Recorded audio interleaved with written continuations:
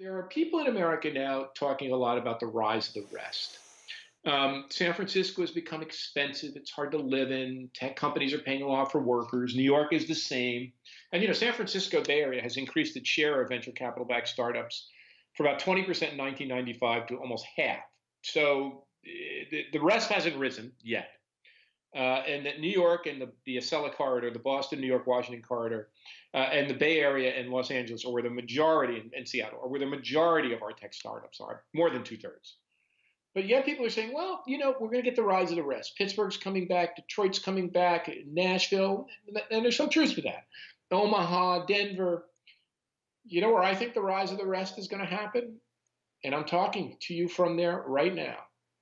The rise of the rest, if it happens, is going to jump the freaking border.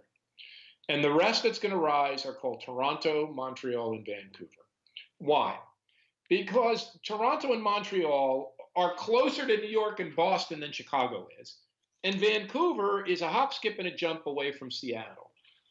If Trump clamps down on immigration, tells people for certain countries, Iran and elsewhere, you can't come to the United States, and leading scientists can't get entry and go to Stanford or MIT, we're already seeing it. We're seeing the number of famous scientists, leading scientists coming to the University of Toronto or McGill or the University of British Columbia. We've seen Google open up a special laboratory for my colleague Jeffrey Hinton in Toronto because he said, I don't want to move to the Bay Area. Microsoft opened a laboratory for one of his colleagues in Montreal. Another guy in Edmonton, of all places, has got a lab. But Toronto and Vancouver typically rank among the best places to live in the world. They have great international airports. They have vibrant tech ecosystems that are on par with Austin, maybe not quite Seattle yet, but pretty big and vibrant, and they're growing. They have great universities. They have great medical centers. They don't have violence. They have great places to live. As I said, they typically top the list of the world's best places to live.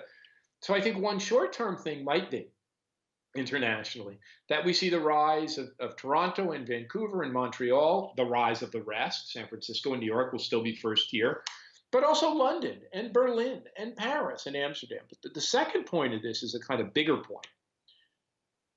The forces of transformation around the world are no longer nation states and prime ministers and presidents. In fact, you could argue that the nation states have become bloated and dysfunctional and suck up too much resources and are a big part of the problem. And Trump may just be the wake-up call. It may be that when you had Obama running the show, it wasn't so worrisome. But when you have a complete and total buffoon running the show, it's like, oh, God, look how dangerous, And I say, in a country of 350 million people, 350 metros, 3,500 counties, thousands upon thousands of municipalities, who in their right mind would concentrate all the power in one person in one office?